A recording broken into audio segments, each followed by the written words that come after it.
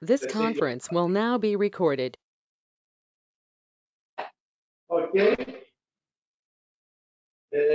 Now, what else I could say for the city? Okay, just walking outside here, you will be in the seashore. There are many coffee places after we finish with the training on the first day. Something else that we're now coming a little back and connected to the academia. We're very proud of Aristotle, the philosopher that actually was born in the area.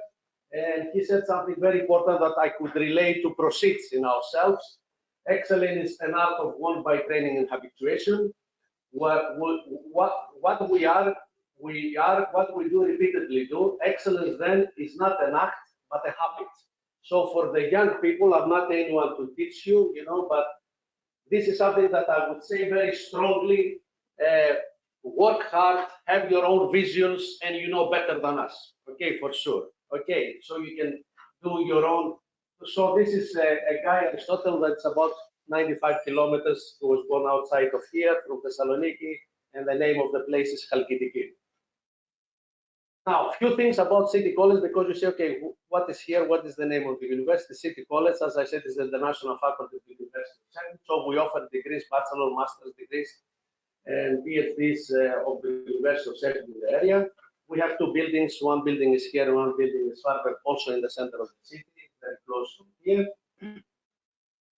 And just to understand, for those of you, a little bit, lessons from geography, you can see where we're standing. Actually, we have, neighbors, Turkey, Bulgaria here, Albania, North Macedonia is here. So that's our neighbor. We can say 70 kilometers from here, we can go to, even close to North Macedonia or to Albania and so on. So you can understand. That's where actually Sheffield. So you can see, and we call, okay, it depends on the geography that you are doing, but we call this area, Southeast Europe. Okay. Now, we're very proud that we run this executive MBA of the international faculty in 8 different countries. How we do that, as you know, executive MBAs are Fridays, Saturdays, and Sundays, once a month. So this is, we call it the flying faculty model. So people, the same people, they go in different countries like Ukraine, Armenia, Kazakhstan. We have programs in 8 different countries. And this is something. 60% of our students are international students from the area of Southeast Europe mostly. And we have local offices and presence in all these countries. This is the countries that we operate. As we said, Ukraine, Romania, Georgia, Armenia, Serbia, and all these countries. So you can see what actually when we offer this mostly executive MBAs in these countries, and the rest of them for bachelor programs, they come here in Thessaloniki. We believe strongly, because a university without a strong research is not a university, but we strongly believe also on quality and not so much on quantity. Okay, some will say, okay, you are doing a good education, but who says so? So accreditations, we have all these accreditations that we're very proud that actually we invite them to come through and check our programs, and we got all this well-known, all of you, accreditation quotas. Something to relate back to what actually is ProCEedS, very briefly to tell you about the research that is under my portfolio. This is our research strategy 2016-2021. The first priority is quality output and impact and engagement to address global, regional, and societal challenges. We encourage very much interdisciplinarity, because we believe complex problems they cannot be solved with a single discipline. So this is the main message that we try to pass. Of course, the buildings, they don't make the difference. People make the difference. So we strongly believe on people, on human resources. It's not me, Andrea, I guess. We try to enhance further the departmental research by doing events and also other things and supporting our staff. At the end of the day, you are doing a good research. Another question say, people say, who says so? The funders. If the funders actually they give you the money, that means that you are doing a good research. We try to build strategic partnerships. And of course, the Southeast European Research Center, it's always a room for improvement, so this is actually what we try to accomplish until 2021. Most of them, of course, have been accomplished.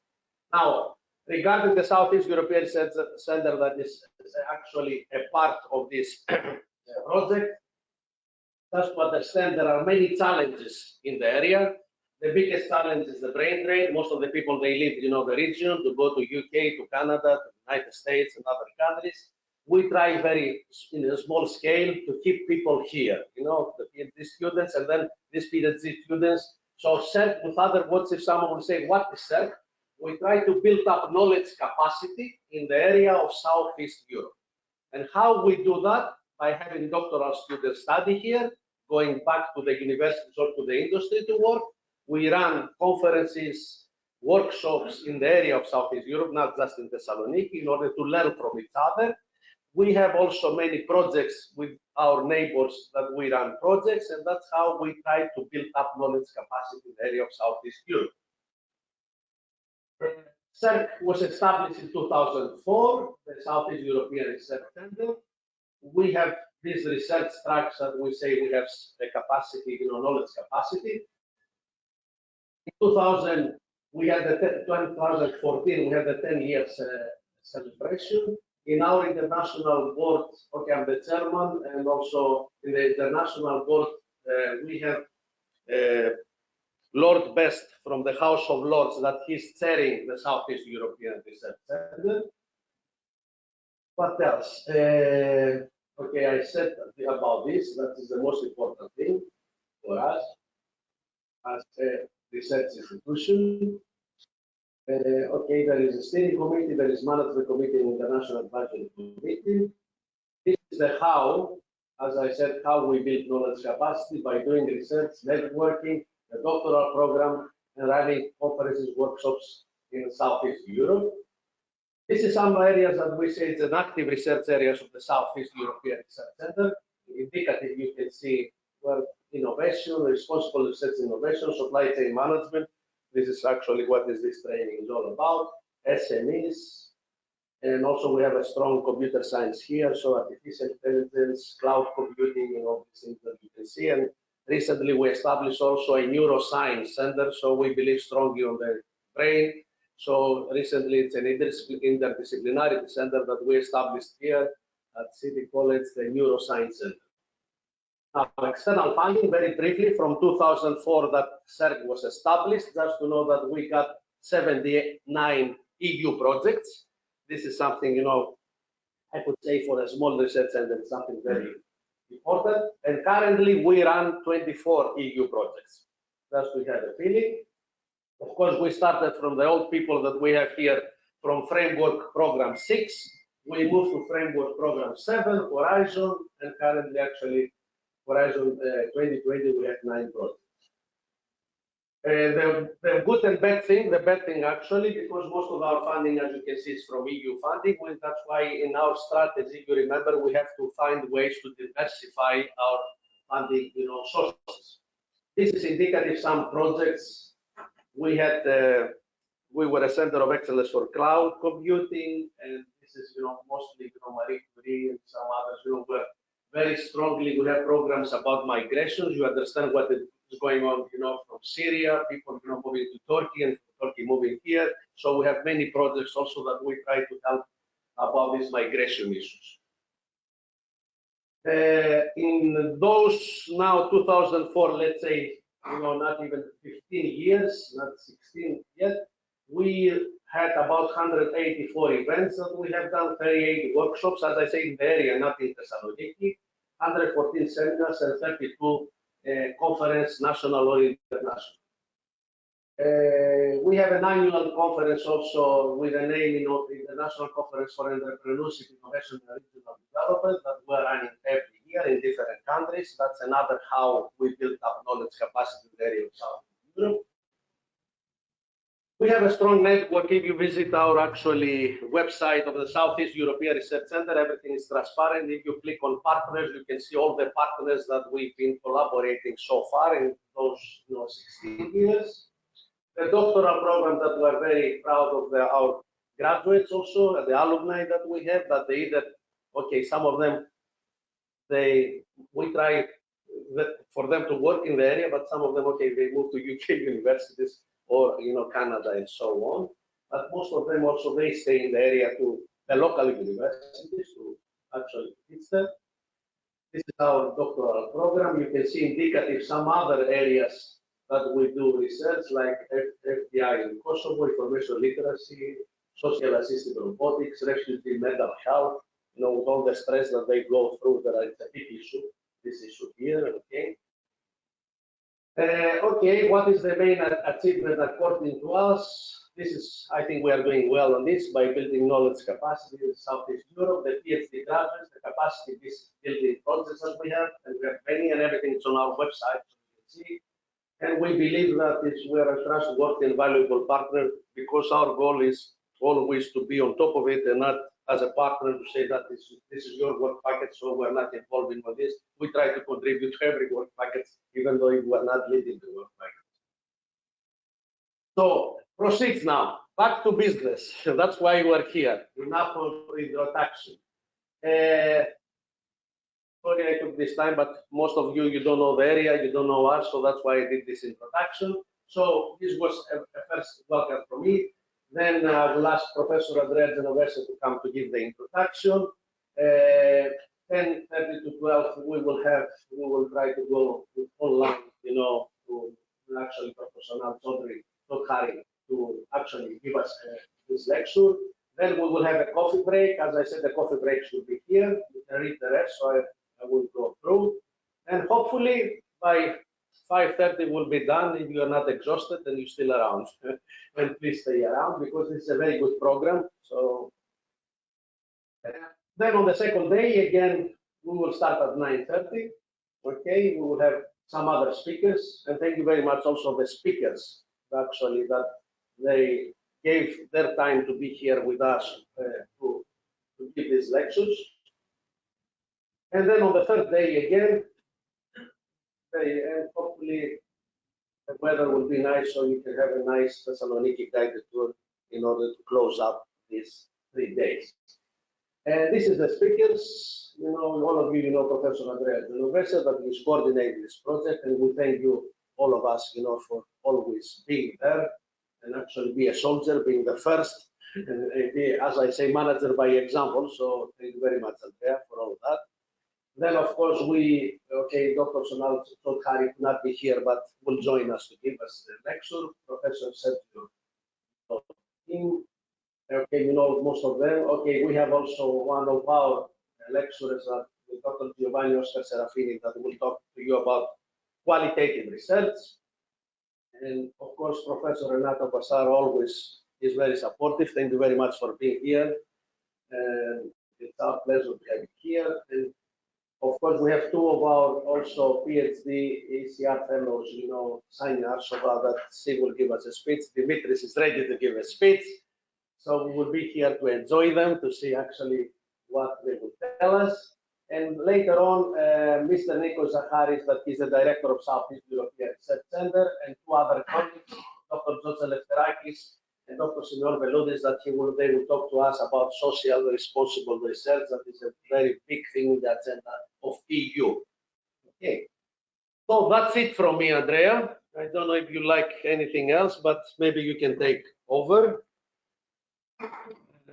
Thank you very much, Panos. And again, I'll just provide everybody some introductory notes about the project, about ProCEedS, what we are trying to achieve here together, just for people who might not be aware of the project. So this project has been funded by the Horizon 2020 work program, specifically by Marie Curie Actions. And within the Marie Curie Actions, this project belongs to the family of projects which goes under the acronym of RISE, Research and Innovation, Staff with Change. So it's a very atypical, in a way, research project, in the sense that it's mainly based on seconding people from academia to industrial organizations and vice versa. The main aim of the project is essentially to promote knowledge exchange, and this is promoted by physically exchanging people. So you will see at the end of this presentation a few examples of the first secondments which are taking place within the network. The purpose of this event is to provide potential secondees, so people who would like to be seconded to partner organizations within the project with some basic research methods in order to perform research in the agri-food supply chain. So this is the whole aim of these 3 days of training we are putting together. At the end of these 3 days, the idea should be that people in this room, people who are attending online from all the partnering institutions, might be able to use the research methods we will be talking about in real-life projects, going to some industrial organizations, implementing some circular economy measures in the agri-food supply chain, understanding what the impact of these measures will be. So this is a picture of the consortium. So, as I was telling you, we have a mix here of academic and non-academic institutions. At the top of this slide, you can see the academic partners, so the University of Sheffield, University of Naples, Partenope, University of Łódź from Poland, and Southeast European Research Center. Then we have got several organizations within the consortium which belong to the industry. So we have Regather, which is a cooperative from the UK, from Sheffield, which essentially is involved in local food production and distribution. Agritalia, which is an exporter of Italian agri-food products to the United States. Solagri, a small cooperative from Sorrento, again, Italy. Proteg, a company which remanufactures food waste to essentially deliver new products, so a truly circular business. Then Nefeludis, which is a local company from Thessaloniki, which is a company producing additives for the food supply chain. The Foundation for Promotion of Entrepreneurship from Poland, and last but not least, l'Istituto Nacional de Tecnologia Agropecuaria from Argentina, which is also part of the consortium. So what is the motivation from for this project? Well, as you can see on this slide, food waste is a major problem. You know, we have at the moment worldwide a third of the food which is produced never reaching the table, really. I mean, 1/3 of the global food which is produced worldwide, and this equates to 1.3 billions of tons per year, is waste throughout the food supply chain. This means essentially that we are wasting 23% of the global cropland area. 23% of the cropland area worldwide is utilized to manufacture, to produce products that are then wasted. This equates 24% of the global freshwater resources, which are essentially waste to produce these food waste. And this has a global economic cost of $2.6 trillion per year. At the same time, so while we have these striking figures when it comes to food waste, we have 10%, almost 11%, I would say, 820 million people worldwide, so almost 1 billion people worldwide which hasn't got any access to food, to goods, to a proper diet. And of course, you know, we are wasting food, utilizing in a very bad way resources which could be employed otherwise. So we are talking about a problem which has got really very dramatic dimensions.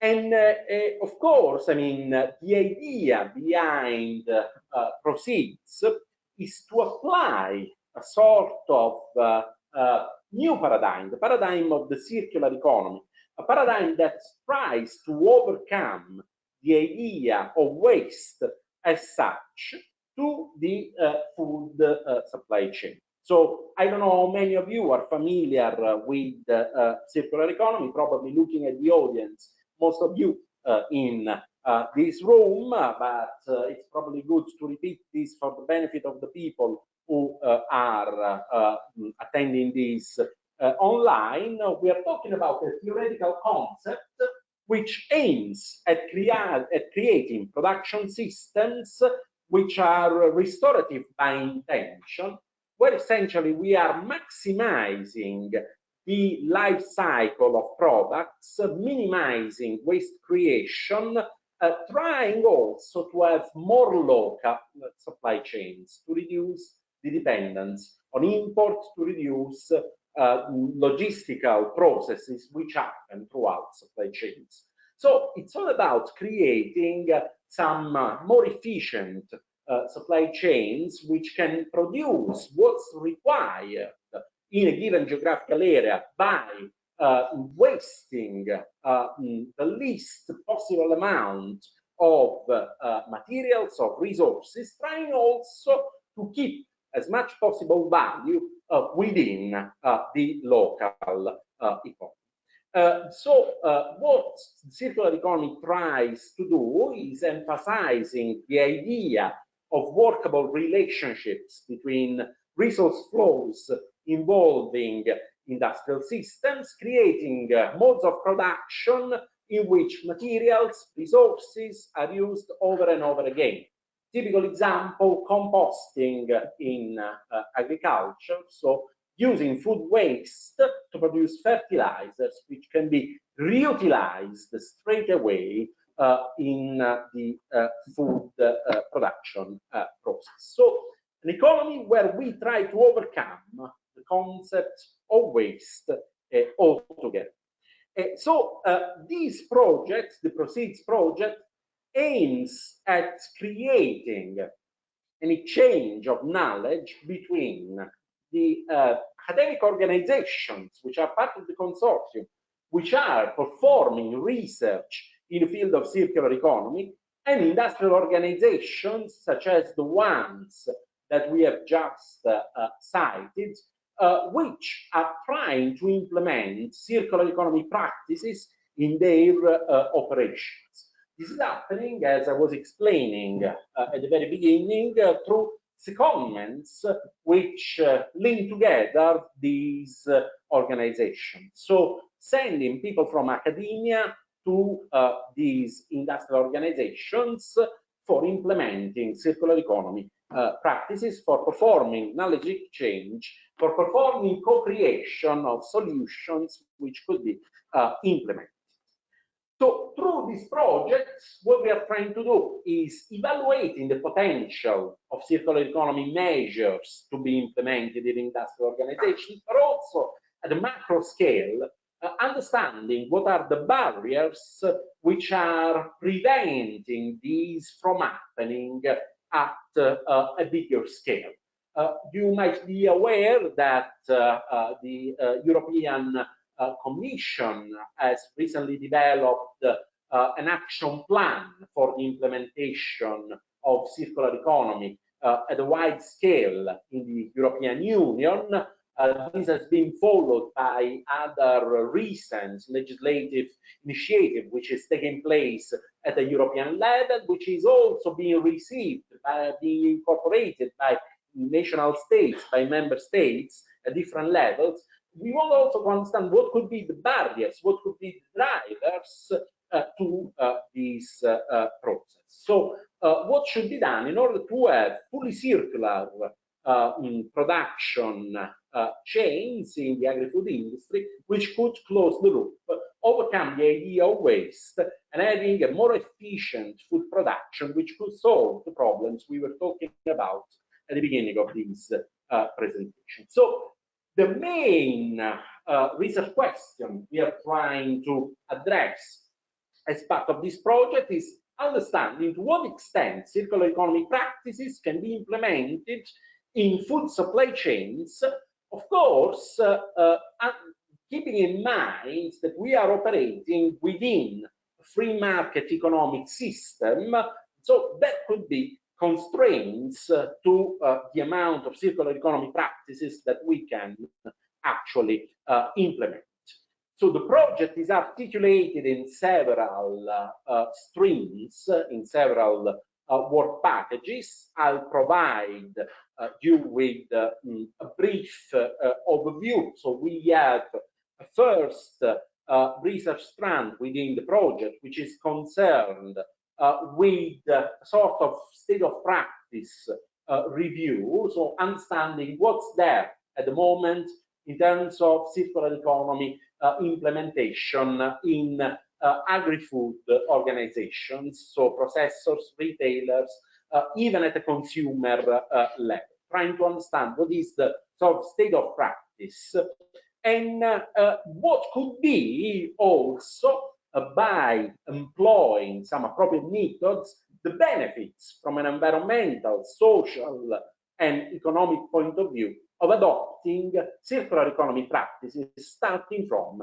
the current scenario. So today's session are very much aimed at addressing this type of objectives. So we will become proficient with the usage of life cycle assessment methods for starting to quantify what could be the benefits of implementing circular economy practices in agri-food systems. Also, throughout the project, we will try to understand how certain mechanisms at the market level should be designed in order to boost the implementation of circular economy practices. So this will be work more aimed at the policymaking angle, which will be led by the local team here in Thessaloniki at SEERC, trying to understand what are the barriers to the implementation of circular economy solutions and how these barriers could be overcome through appropriate policy making, and what should be the incentives provided to firms which are going down the circular route. So this is in a nutshell what we are trying to achieve as part of the project. The project is articulated into 5 work packages. The first 2 ones are really the research work packages. So the first one will be led by University Partenope of Naples. It will be mainly concerned with the application of methods such as life cycle assessment, energy accounting, life cycle costing to agri-food systems. Second work package led by the team here at SEERC will be, as we were discussing, more linked to policymaking activities. Then, of course, we will have number of work packages concerned with the coordination of the project, the dissemination of the results, and follow-up plans for making sure that what we do during these few years will have the opportunity to be continued and maybe could lead to additional projects on which we can work together. So also talking to people who are attending online from different organizations, there could be opportunities to get involved in follow-up studies to the ProCEedS project. This is the project schedule. So at the moment, we are in phase 1 of the project, in which we are performing test-based research, but also we are performing some initial secondments from academic organizations to non-academic ones. As I said, I mean, this is quite a peculiar project in the sense that all the activities, all the research activities take place within the secondments. All the outcomes of the projects are linked to the secondment, to the movement of staff from academic organizations to non-academic ones, and vice versa, for making sure that this knowledge transfer process happens. And this is just to give you an idea of what's happening at the moment, because a few secondments have already started. So, for example, here in the top left corner, we've got Gloria Lotolo from INTA and Javier Gutierrez from the University of Sheffield. So Javier has been visiting INTA in Argentina and has been working very closely with farmers in the Oliveros region near Rosario in Argentina to understand the local uptake of circular economy practices. So he has been conducting a sort of field investigation for understanding what is the level of uptake of circular economy practices in Argentina. For achieving that objective, we were talking about of realizing the sort of state of practice for understanding what is the current situation when it comes to the implementation of CE practices. Then we've got Carla Tungongora from the University of Sheffield. She's my PhD student, working with Antonio Salzano from Agritalia Agrilogistica for understanding how lot sizing and consolidation models could be utilized for making international shipments of food cleaner and greener. So how we can utilize inventory management, consolidation policies in order to make sure we ship the right quantities at the right time towards the right place, also trying to minimize the environmental impacts related to these activities. So Carla has had an initial secondment period of 1 month, which will be followed up by subsequent periods in the next months.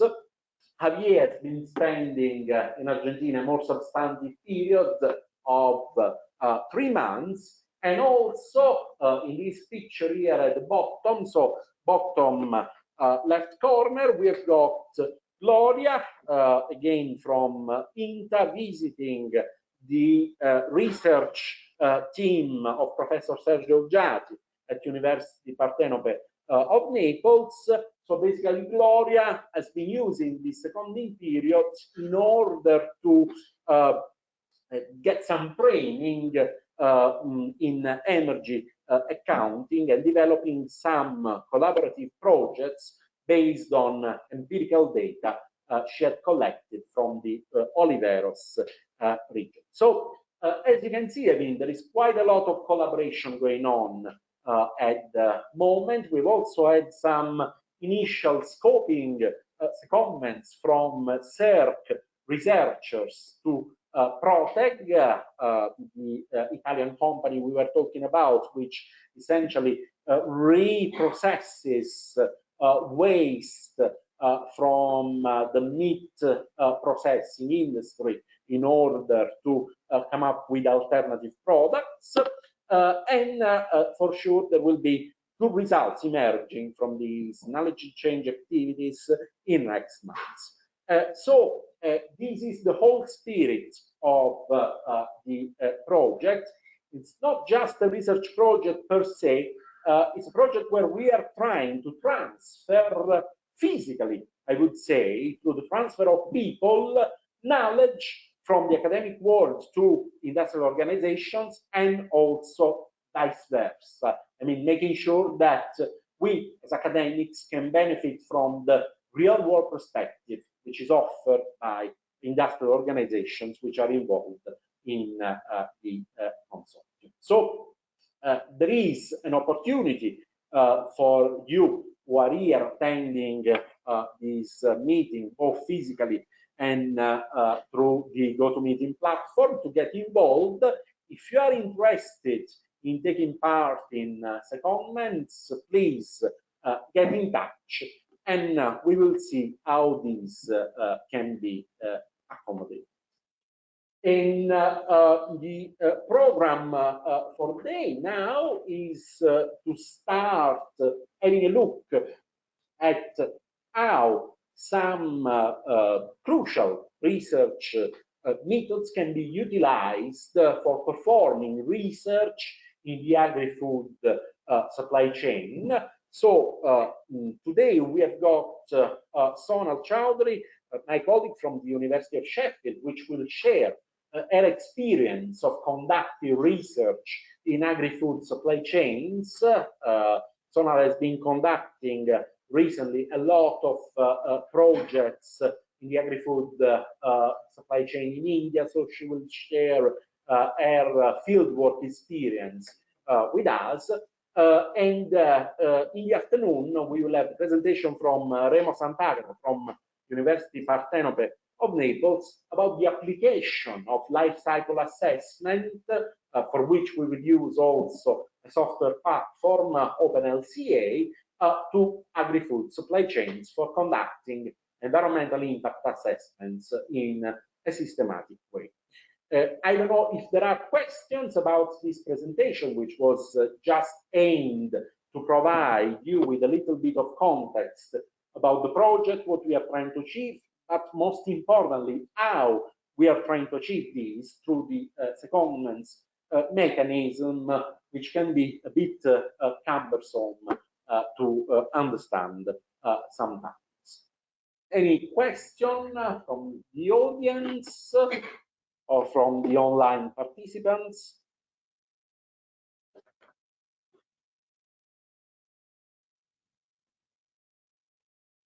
Okay, if there is no question, what we can do is stopping the recording of this session, which will be then available to everybody on the project website, just in case somebody has missed some content. We will start with the next session at 10:30, so please follow the link which has been sent to you via email, because this will start in a different GoToMeeting session, and we will of course need to start that section to record it and to store it on the project website. Thank you for your attention. So we'll start again at 10:30 with the next session, so we can use these 10 minutes to have a break.